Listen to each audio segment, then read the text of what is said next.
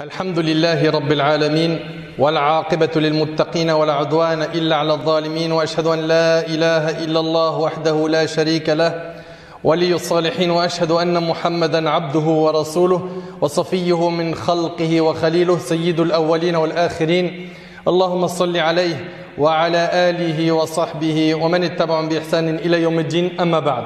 Mes chers frères et sœurs, c'est avec un très grand pincement dans le cœur que j'aborde ce sujet avec vous aujourd'hui. Ce sujet, on en entend parler de plus en plus et il s'est énormément banalisé. Ce sujet est même l'objet de la concurrence de certains de notre communauté. Ils se concurrencent qui parmi eux en fera le plus. Ce sujet, Ahbab al-Kiram, est très important. Et j'attire toute votre attention sur ce qui va être dit. Et j'implore Allah Tabaraka wa Ta'ala de faire que ces paroles trouvent de la place dans vos cœurs et que chacun parmi nous ici présents porte la responsabilité de transmettre ce qui va être dit aujourd'hui à autrui, à vos proches, à votre entourage, à ceux que vous aimez, à tous ceux qui vous entourent. Ahbab al-Kiram, aujourd'hui on va parler du grand péché de la fornication. Et si j'ai décidé d'en parler, c'est parce que non seulement ce péché il se répand à une vitesse éclair, mais surtout il s'est banalisé. C'est devenu normal qu'un jeune raconte à ses amis ou un moins jeune ses relations illicites, les détails de sa nuit avec telle femme étrangère, il a fait zina avec elle et il s'en vante. On a dépassé même le stade de raconter. Maintenant, ils se filment pendant qu'ils font zina et ils envoient ça à leurs amis. Et toutes les histoires que je vais vous dire aujourd'hui, bien qu'elles soient très choquantes, je les ai reçues moi-même. Ce n'est pas des histoires, on m'a rapporté, on m'a dit. Non. La semaine dernière, j'ai bien dit la semaine dernière, une de nos sœurs, qu'Allah la préserve, elle vient me voir, elle me dit qu'elle est tombée dans ce grand péché qui est la fornication. Et j'aimerais que vous preniez bien conscience que ce péché est très grave et que ses conséquences sont amères, douloureuses. Écoutez cette histoire. Cette sœur, elle vient me voir et à peine elle commence son histoire qu'elle pleure. Elle me dit, j'ai fait zina il y a quelques années et je m'en suis repenti. La sœur, elle porte le hijab, masha'Allah. Et elle me dit, je m'en suis repenti. Et elle fond en larmes. Et j'essaie de comprendre. Seulement le souci, c'est que cet homme, qu'est-ce qu'il a fait? Pendant qu'il a eu un rapport avec elle, ils se sont filmés. Et il a envoyé la vidéo sur le net. Cette jeune fille, elle me dit, toute la terre m'a vu en train de faire zina. Ça fait partie des conséquences brûlantes de ce péché. Al-Fadiha, le scandale. Et quand on dit à nos jeunes, vous tournez autour du haram, vous allez finir par tomber dedans. Ils ne nous prennent pas au mot. Pour eux, c'est pas sérieux ce qu'on leur dit. Cette sœur Meskina, elle s'est repentie. Et elle demande à Allah Tabaraka wa Ta'ala de lui pardonner. Et la vidéo, elle tourne. La semaine dernière, je reçois un appel. Allô? Salam alaikum, mon mari me trompe avec ma petite sœur. Qu'est-ce que je dois faire? Ces histoires-là, je les ai entendues directement. Il n'y a pas d'intermédiaire. Une autre personne qui m'envoie dans les réseaux sociaux. Mon mari me trompe avec ma mère. Trouve-moi une solution. Je vous l'ai dit et je le répète. C'est hyper choquant. Mais vous savez pourquoi on est arrivé à ça? Parce que les gens ne veulent plus respecter Qala Allah et Qala Rasoul sallallahu alayhi wa sallam. Un frère, il a fait zina et il s'est filmé. Et il a voulu envoyer cette vidéo à la fille avec qui il a fait zina. Il s'est trompé, il a envoyé ça à sa femme. Wallahi l'azim, je prends Allah pour témoin, toutes ces histoires on me les a rapportées. Je vous invente rien. Je sais qu'elles sont violentes. Mais il faut qu'on réalise que ce péché-là, il est destructeur. Un frère, un a installé des caméras chez lui, car on lui a dit, il y a un homme qui rentre souvent chez toi. Il n'y a pas cru. Il dit, c'est pas possible, un homme il rentre chez moi. Il a mis des caméras jusqu'au jour où il est tombé avec son smartphone, lui qui surveille ça à distance, sur un homme qui est rentré faire zina avec sa femme. Un autre, il faisait zina et sa femme, elle a vu toutes ces vidéos. Dès qu'il fait zina avec une prostituée, il filme et il envoie ça à ses amis pour voir qui d'entre eux fait le plus zina. Vous entendez dans quel monde on vit?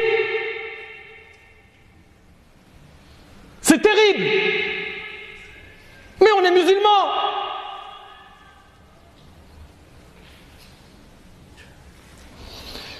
Inna lillahi wa inna ilayhi raji'un. Wallahi wa rabbil Kaaba, les histoires elles sont brûlantes, elles font mal au cœur et j'en ai à l'appel. Mais on va se contenter de ça. C'est déjà trop violent à entendre et à dire surtout. Les causes, le manque de taqwa. Pourquoi nos jeunes et nos moins jeunes sont tombés dedans? Parce qu'ils ne craignent plus Allah. Ils n'ont plus peur d'Allah. Le regard d'Allah pour eux, c'est pas important. Subhanallah, quand je médite sur ce jeune ou ce moins jeune, ce frère et cette sœur qui vont se retrouver dans un endroit isolé, Allah Ta'ala nous voit partout. Wa huwa ma'akum aynama kuntum. Il est avec vous où que vous soyez. Et qui va enlever ses vêtements pour commettre la fornication sous le regard du Maître le Tout-Puissant Allah? Mais où est donc partie notre pudeur et notre honte envers notre Créateur Azza wa Jal? Avez-vous oublié qu'Allah Tabarak wa Ta'ala il nous voit partout?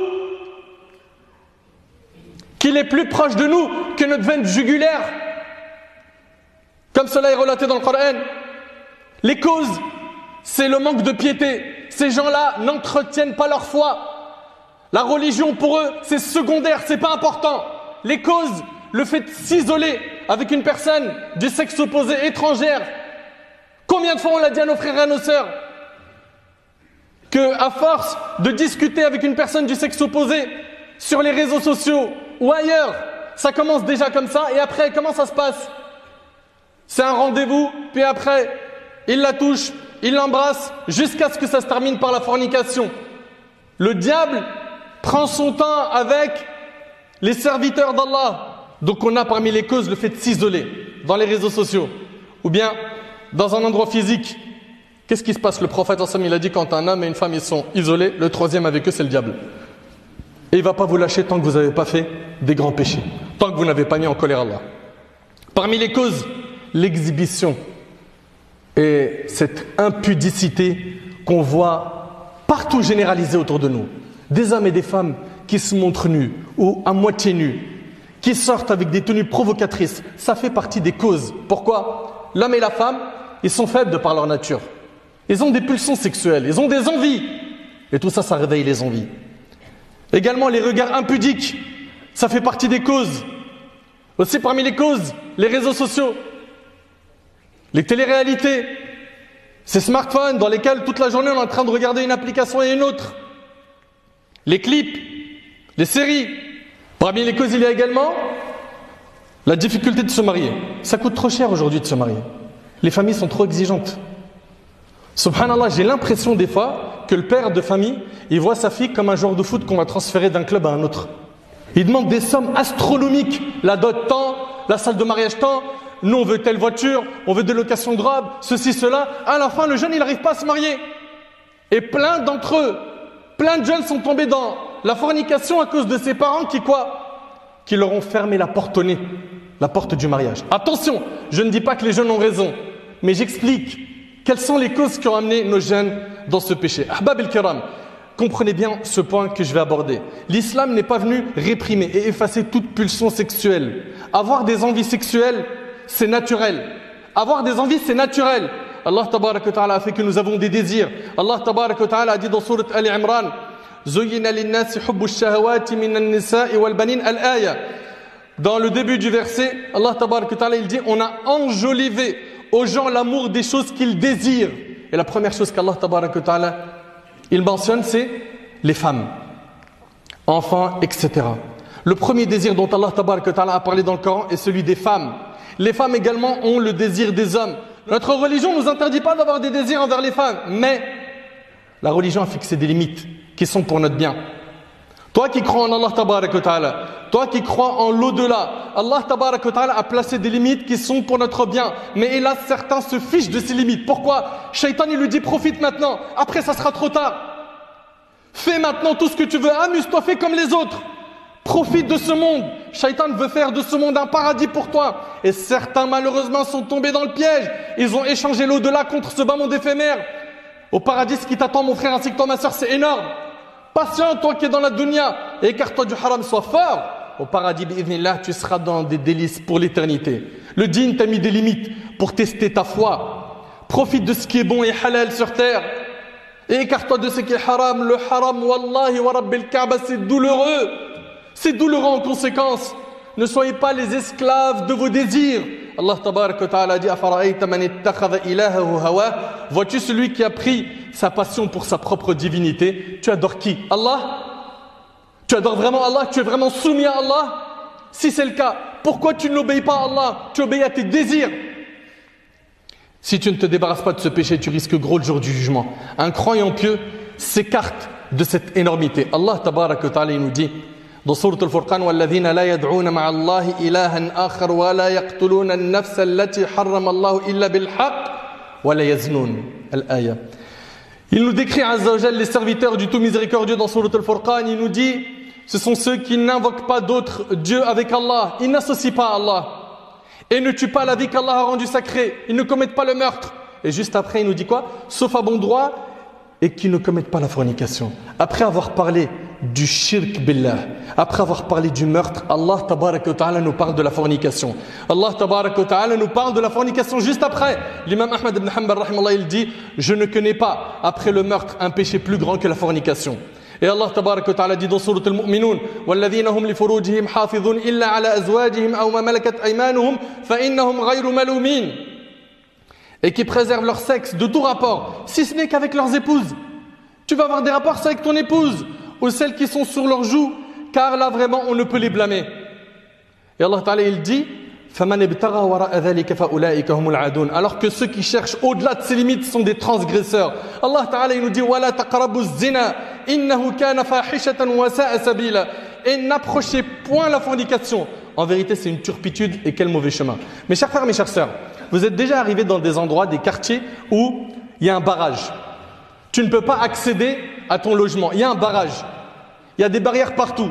Et on te dit tu ne peux pas. Pourquoi? Il y a un danger ou il y a une urgence qui fait que tu ne peux pas accéder à ce périmètre. Tu ne peux pas accéder au périmètre que tu veux. Allah tabarak wa ta'ala, il ne nous a pas dit ne forniquez pas. Il a dit n'approchez pas la fornication. C'est-à-dire tout le périmètre autour de la fornication, il faut que tu t'en écartes. Les paroles mielleuses, pleines de séduction. Les regards, pleins de séduction. Les paroles dans les échanges sur les réseaux sociaux, sur les smartphones, qui ont pour objectif de gagner le cœur de cette fille ou de ce garçon, tout ça, vous n'y avez pas le droit. Pourquoi? Parce que ça, ce sont les premières marches de l'escalier qui mènent à quoi? Qui mènent à la fornication. Tu vas d'abord monter ces marches jusqu'à ce que tu arrives en haut. En haut, c'est la fornication zina. Et Allah, tabarak wa ta'ala, il t'a dit, n'approchez pas la fornication. Donc on comprend bien que s'isoler avec une femme, que ce soit physiquement ou même virtuellement, ce n'est pas permis. Oui, mais je suis amoureux d'une fille, comment je fais? Tout ça, on va vous en parler à la fin, bi'idhnillah. Mais n'approchez pas la fornication. C'est un chemin. Allah Ta'ala, il nous dit en vérité, c'est une turpitude. Et quel mauvais chemin! Et quel mauvais chemin! Allahu Akbar. Par contre, Ahbab al-Kiram, celui qui s'en repent, Allah Ta'ala, il lui pardonne. Allah Ta'ala, il dit Azza wa Jal, إلا من تاب وآمن وعمل عملا صالحا فأولئك يبدل الله سيئاتهم حسنات.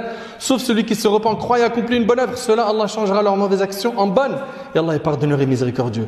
Mon frère ainsi que toi ma sœur, comprends que ce péché-là fait partie des grands péchés après le shirk billah. Le prophète sallallahu alayhi wa sallam dans le hadith d'Abi Huraira qui est rapporté par Bukhari Muslim a dit au moment de la fornication, le fornicateur ne peut commettre la fornication en étant croyant. Allahu Akbar. Au moment de la fornication, le fornicateur ne peut commettre la fornication en étant croyant. Et dans un hadith rapporté par Abu Daoud selon Abu Huraira radiyallahu anhu, le prophète sallallahu alayhi wa sallam a dit lorsque l'homme pratique la fornication, la foi sort de lui comme si elle était pour lui une ombre. Et lorsqu'il s'arrête, la foi retourne à lui, rapporté par Abu Daoud. Allahu Akbar. Mais tu médites un petit peu? Tu médites? Et d'après Abu Zur'a, Abu Hurayra radiyallahu anhu a dit, la foi est éloignée des péchés. Celui qui commet la fornication, alors la foi se sépare de lui. Celui qui fait ensuite des reproches à sa propre personne et revient, alors la foi revient à lui, rapporté par Ibn Abi Shayba. L'islam a interdit la fornication car l'islam veut préserver la foi et la morale de l'individu. De même qu'il veut protéger sa santé. La santé, combien de personnes sont tombées dans ce zina? Et même, ils ont pris leurs précautions avec, comme vous le savez, des moyens de contraception et il a fini par tomber dans quoi? Dans des grandes maladies. Il a fini par quoi? Par avoir le sida. Le prophète ensemble dans un hadith rapporté par Ibn Majah. Écoutez attentivement, il a dit quoi? Il a dit, ô vous les immigrés, 5 choses si vous êtes éprouvés par celle-ci, et je cherche refuge auprès d'Allah contre le fait que vous y assistez. Il cita dans le hadith, lorsque la fornication apparaît dans un peuple au point de la commettre ouvertement, les fléaux et les maladies qui n'étaient pas connues de leurs ancêtres se répandront chez eux. Allahu Akbar. Vous entendez ce qu'il dit le prophète sallam? Les fléaux et les maladies qui n'étaient pas connus de leurs ancêtres se répandront chez eux, comme le sida. Sachez qu'un moment de plaisir éphémère peut engendrer un châtiment douloureux dans l'au-delà. Comme nous l'indique ce hadith qui est rapporté par le Bukhari, le prophète sallam nous raconte les différents types de châtiments de la tombe que les anges lui firent montrer dans son rêve. Il était accompagné de Jibril et Mikaïl, 2 anges, alayhim assalam. Il dit, nous reprîmes notre marche et passâmes devant quelque chose comme un four à pain. Il me semble qu'il a dit, voilà que montait de ce four une rumeur confuse et des voix. Nous nous penchâmes pour voir dans son intérieur et voilà qu'il y avait des hommes et des femmes nus. Des flammes venaient les toucher par en bas. Quand les flammes les touchaient, ils se mettaient à crier. Je dis, c'est le prophète sallam, qui sont ceux-là? Ils dirent, pour ce qui est des hommes et des femmes nus qui se tenaient dans une fosse semblable à un four à pain, ce sont les fornicateurs et les fornicatrices. Et c'est rapporté par le Bukhari, ça c'est le châtiment dans la tombe. Imaginez-vous le jour du jugement. Essayez d'imaginer un petit peu. Qui parmi nous pourrait supporter cela? Et dans le hadith de Ubad ibn Samit radiyallahu ta'ala anhu, le prophète sallam a dit, prêtez-moi serment d'allégeance sur le fait de ne rien associer à Allah, de ne pas pratiquer la fornication, de ne pas voler. Et il a cité plusieurs choses. Le hadith il est rapporté par Bukhari Muslim. Mes frères et sœurs, la fornication est un grand péché. Quand elle est faite par quelqu'un de célibataire, elle est grave. Et elle l'est encore plus quand c'est un homme qui fait cela alors qu'il est marié. Elle est également très grave quand elle est faite avec sa voisine. Selon Abu Hurayra radiyallahu anhu, le prophète sallam a dit, Allah ne parlera pas à 3 catégories de gens le jour de la résurrection. Il ne les purifiera pas, ne les regardera pas et ils auront un châtiment douloureux. Un vieillard fornicateur. Un vieillard fornicateur. Un roi menteur et un pauvre arrogant rapporté par Muslim. Et dans un autre hadith rapporté par Bukhari, selon Abdullah ibn Mas'ud, il a demandé au messager d'Allah, quel est le plus grand péché auprès d'Allah? Il a dit alayhi salatu wassalam, de lui octroyer un égal alors que c'est lui qui t'a créé. Je dis, ceci est un grand péché. Et ensuite, il dit de tuer ton enfant par crainte qu'il ne partage ta subsistance. Je dis, et ensuite, il dit de commettre la fornication avec la femme de ton voisin. Et c'est rapporté par Bukhari Muslim. Subhanallah, mes frères, mes sœurs, ce péché est grave. Et le souci, c'est que certains n'ont plus peur d'Allah subhanahu wa ta'ala. Toi qui te reconnais à travers ce discours, toi qui commets zina sans aucune honte, et de plus en plus jeunes, ils font zina. Allah mahfadna ya Rabb.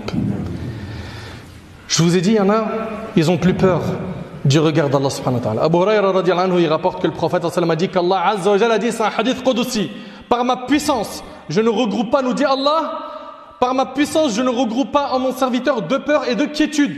S'il se sent en sécurité dans ce bas monde, je lui ferai peur le jour du jugement. Et s'il a peur de moi dans ce bas monde, je le mettrai en sécurité le jour du jugement, rapporté par Ibn Hibban et d'autres. Les conséquences de ce péché, l'assombrissement du cœur. Ce frère et cette sœur ne comprennent plus pourquoi ils n'arrivent plus à faire la salat comme avant. Ils n'arrivent plus à tenir le Coran comme avant. Il a perdu le goût et la saveur des adorations. C'est normal. T'as souillé ton cœur est sale. Il n'arrive plus à faire du dhikr. Il ne trouve plus goût aux adorations. Il n'arrive plus à accomplir les obligations religieuses. Un cœur bien entretenu ne se sent pas bien devant la pornographie, devant les images impudiques. Il ne se sent pas bien quand il sait qu'il est en danger, qu'il peut tomber dans ce zina. Si tu ne te reconnais pas dans ce type de cœur qui fait attention à lui, sache c'est parce que tu as souillé ton cœur. Les conséquences de la fornication, des messages qu'on reçoit. Est-ce que je peux avorter? Pourquoi? Je suis enceinte du haram. Ça fait partie des conséquences. Ça veut dire quoi? Double péché. La personne a fait zina et en plus de ça, elle veut faire un meurtre. L'avortement, Allahu Akbar. Elle est enceinte, la perte de la bonne réputation, le déshonneur, sans compter les représailles familiales. Ah bon, on a fait ça à ma sœur, et un tel qui veut se venger, etc. Et les problèmes de filiation, on ne sait plus qui est l'enfant de qui, tellement il y a zina aujourd'hui. Il est possible dans certains endroits qu'une personne se marie avec sa sœur, et il ne sait même pas que c'est sa sœur. Pourquoi? Zina. Ça peut toucher une personne de ta famille, ça faut que tu t'en rappelles aussi. Parmi les conséquences de zina, c'est que ça peut toucher une personne de ta famille. Comment ça? Le prophète alayhi salatu wassalam a dit, comme tu fais, on te fera. Il y a un jeune, très rapidement, il était à fond dans les péchés de la fornication. À chaque fois, son jeu c'était de séduire, de faire tomber une fille dans la fornication et après, hop, il s'en débarrasse. Et une fois, il a voulu faire ça avec une copine à sa sœur. Mais il n'a pas réussi, elle était trop bien éduquée, elle était solide. Il a essayé une fois, deux fois, trois fois de la corrompre, il n'a pas réussi, jusqu'à ce qu'il est rentré par la porte du mariage. Il lui a dit des belles paroles, des paroles très mielleuses, il lui a promis le mariage, monts et merveilles, etc. À la fin, elle a perdu sa virginité. Elle s'est sentie salie. Elle lui a dit, il faut que tu rattrapes ça tout de suite. Tu dois venir demander ma main, va voir mes parents et demande-leur, vite, il faut qu'on s'ouvre le coup. Il lui a dit, pas de problème. Il a dit à ses amis, il y a une fille qui va venir telle date, à tel endroit. Vous la tuez, vous m'en débarrassez. Et ce jour-là, cette fille en question n'a pas pu y aller. Pourquoi? Son petit frère, il est tombé malade. Elle a donc appelé sa copine qui est la sœur de ce loup. Et elle lui dit, je ne peux pas venir. Est-ce que toi, tu peux aller prévenir ta mère que je ne pourrais pas être là ce jour-là? Et donc, à la place de cette fille avec qui il a fait zina, à la place qu'elle aille dans cet endroit avec le piège lui tombe dessus, c'est la sœur de sang de ce mauvais, ce loup. Elle est partie, ils n'ont pas cherché à comprendre, ils l'ont violé, ensuite ils l'ont tué, et quand il est arrivé, il leur a dit alors c'est bon, ils lui ont dit ouais c'est bon, t'inquiète, c'est réglé. Quand il a vu c'était qui, il est sorti, il a ouvert sa boîte à gants, il a pris un revolver, il s'est tué. Comme tu fais, on te fera. Comme tu fais, on te fera. Et puis, ça va vous piquer un petit peu. Est-ce que tu aimerais que quelqu'un fasse ça avec ta mère? Quelqu'un aimerait que quelqu'un fasse ça avec sa mère? Avec sa sœur de sang? Avec ta tante, maternelle ou paternelle? Avec ta fille? T'aimerais que quelqu'un fasse la fornication avec elle? C'est dur, n'est-ce pas? Le prophète sallallahu alayhi wa sallam, quand il y a un jeune, il est venu le voir, il a dit autorise-moi de commettre la fornication. Le prophète sallallahu alayhi wa sallam, qu'est-ce qu'il lui a dit? Il a dit est-ce que tu aimerais qu'on fasse ça à ta mère, à ta fille, à ta sœur, ta tante paternelle, maternelle? Il lui a dit non. Il lui a dit sache, la fille avec laquelle tu vas faire ça, c'est la sœur de quelqu'un, la mère de quelqu'un, la tante de quelqu'un, la fille de quelqu'un. Si tu veux pas qu'on te fasse ce tort, ne le fais pas aux autres. Notre religion, c'est une religion de justice, d'équité. Et à la fin, le prophète, il a dit quoi? Il a fait une dua, il a posé sa main sur la poitrine du jeune homme et il a dit Allahumma aghfir dhanbah wa tahhir qalbah wa hassin farjah. Oh Allah, pardonne ses péchés, purifie son cœur et préserve sa chasteté. Depuis lors, ce jeune homme ne tomba dans aucune tentation rapportée par l'imam Ahmad. Mes derniers conseils, et c'est avec ça qu'on termine la khutbah. 1. Écoute attentivement, toi qui es tombé dans ce péché. Mon premier conseil, n'approche pas la fornication comme Allah tabaraka wa ta'ala l'a dit. Écarte-toi de ce périmètre. Écarte-toi des regards impudiques. Éloigne-toi de la pornographie, des images impudiques, de la mauvaise fréquentation, de tout ce qui t'amène à quoi? À tomber dans ce péché. Et rappelle-toi du prophète Yusuf alayhi salam qui a souhaité la prison. Il a préféré la prison que de tomber dans la fornication avec Zulaykha. Il dit, oh mon Seigneur, la prison m'est préférable à ce à quoi elle m'invite. Il a préféré tout perdre pour ne pas faire cet acte. Tout. Cette fille-là, tu l'appelles, tu casses avec elle. Voilà, on t'a parlé en langage jeune. Tu l'appelles, c'est terminé. Ma sœur, non mais parce que c'est pour le mariage, Wallahi al-Azim, jusqu'à la semaine dernière. Mais en fait, je suis suspendu, je sais pas s'il me veut ou pas. Il me dit dans plusieurs mois, il va revenir, Ramadan prochain, il va me demander en mariage. Mais coupe avec lui, dis-lui si t'es un homme, viens taper à la porte et viens demander ma main à mon père. Comprenez mes sœurs que ces personnes-là s'amusent avec vous. Vous êtes leur yo-yo. Pars, reviens. Ayez un peu de fierté. Cassé. Non, mais j'ai des sentiments, je suis folle amoureuse. Oui, effectivement, tu es tombé dans les filets de Satan. Et ça risque d'être pire si tu continues sur ce chemin. Freine dès maintenant. Coupe, cours si tu veux, une bonne solution. Également, deuxième conseil, marie-toi si tu as les moyens. Tu peux te marier en islam, tu as le droit de te marier avec la personne avec qui tu as fait zina. À condition que tu te repens. Et à condition, selon certains savants, que tu laisses au moins 1 mois où vous ne vous approchez pas. L'istibra. Chez l'imam Malik, c'est 3 mois. Mais chez l'imam Ahmed et Shafi'i, c'est au moins 1 mois. 1 mois, distance.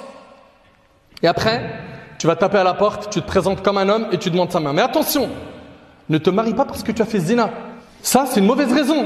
Marie-toi si tu sais que devant toi, tu as le profil qu'il faut pour le mariage.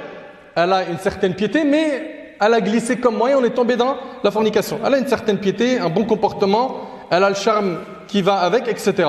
Comprenez que l'islam n'est pas venu effacer les pulsions sexuelles. Allah tabaraka wa ta'ala a placé cette pulsion dans l'homme pour une raison sage, pour inciter le genre humain à la procréation, au mariage, et ce dans le but de peupler la terre et assurer la continuité du genre. L'islam n'a pas opprimé cet instinct, mais lui a donné un cadre licite. L'islam a interdit la fornication, mais il a ouvert la porte du mariage. Le prophète sallallahu alayhi wa sallam a dit, et c'est avec ça que je termine, d'après Ibn Mas'ud radiyallahu anhu, le prophète sallallahu alayhi wa sallam a dit, ô vous les jeunes, celui d'entre vous qui en a les capacités qu'il se marie, car ceci va lui faire baisser le regard et est plus chaste pour le sexe. Et celui qui n'en a pas la capacité, alors qu'il jeûne, car le jeûne sera pour lui une protection. C'est rapporté par Bukhari Muslim. Selon Ibn Abbas, hadith il est chez Ibn Majah, le prophète sallallahu alayhi wa sallam a dit, il n'a pas été constaté de meilleure chose que le mariage pour deux personnes qui s'aiment. Troisième hadith, selon Sahl ibn Sa'd, radiyallahu anhu, le prophète sallallahu alayhi wa sallam a dit, celui qui me garantit ce qu'il a entre ses deux mâchoires et entre ses deux jambes, à savoir son sexe, je lui garantis le paradis, rapporté par Bukhari Muslim. Donc premièrement, on a dit, tu coupes court, tu t'approches pas de la fornication. Deuxièmement, on a dit, marie-toi si tu as les moyens. Troisièmement, c'est la dernière solution, entretiens ton cœur. Entretiens ta foi. Renoue un lien solide avec ton Seigneur Azza wa Jal. La salat, les doigts, le repentir sincère, apprends ton dîn, fréquente des pieux, écoute des rappels, fais du sport, remplis ton temps libre. Pourquoi ? Si tu t'occupes pas comme il faut, Shaitan lui va t'occuper avec autre chose qui sera nocif pour toi. Et détache-toi de ce péché. Si tu t'es déjà approché de ce péché, sache qu'Allah tabaraka wa ta'ala il est pardonneur et miséricordieux. Le repentir c'est pas une parole. Le repentir c'est du concret. C'est un regret sincère du cœur. C'est je me détache immédiatement du péché. Je suis déterminé à ne plus jamais le refaire. Les péchés de la fornication et d'autres peuvent devenir des bonnes actions si tu te repens. Je te rappelle le verset où Allah tabaraka wa ta'ala dit Illa man taba wa amana wa amila amalan salihan fa ulaika yubaddilu Allahu sayyi'atihim hasanat. Sauf celui qui se repent, croit et accomplit une bonne œuvre. Cela, Allah changera leurs mauvaises actions en bonnes. Et Allah est pardonneur et miséricordieux. T'imagines, tu te repens, Allah il change tes mauvaises actions en bonnes. Il change tes mauvaises actions en bonnes. C'est énorme. Mon frère, ma soeur, on ne sait pas sur quoi on va mourir. Et le plus important, c'est notre mort. Et on sera ressuscité de la même manière dont on est mort. Tu continues à tourner autour du haram, tu finiras par tomber dedans. Si tu tombes dans le zina, garde en tête qu'il est possible que tu meurs sur ce péché. C'est hyper grave. Et si tu meurs sur ce péché, tu es présenté à Allah le jour du jugement, tu es ressuscité de cette manière. À tous les pécheurs de la communauté, nous vous tendons la main. Wallahi wa rabbil Kaaba, on vous a conseillé avec beaucoup d'amour. Et Allah tabaraka wa ta'ala, il en est témoin. Même si on a utilisé des tons, des propos qui étaient durs et fermes, mais wallahi, on a peur pour vous du châtiment d'Allah subhanahu wa ta'ala. Ce qu'on veut le plus, c'est que vous finissez dans les plus hauts degrés du paradis. Et pour cela, ce péché, il va falloir le bannir. Et attention, j'ai pas dit, tu règles ce péché-là, tu as tout réglé. Mais celui-là, c'est un grand péché. Et malheureusement, il s'est trop banalisé. Et tous ceux qui prennent des vidéos et affichent, dévoilent le péché d'autrui, sachez que le prophète sallallahu alayhi wa sallam nous a dit que celui qui couvre les péchés de son frère sur terre, Allah il couvre les siens le jour du jugement. Et de l'autre côté, si vous dévoilez les péchés des gens sur terre, vous n'êtes pas à l'abri d'être dévoilé le jour du jugement. Fait qu'Allah subhanahu wa ta'ala il préserve nos frères et nos sœurs de ce péché, qu'Allah tabaraka wa ta'ala il nous préserve de ce péché, qu'Allah azza wa jalla il accepte le repentir de ceux qui ont fait ce péché.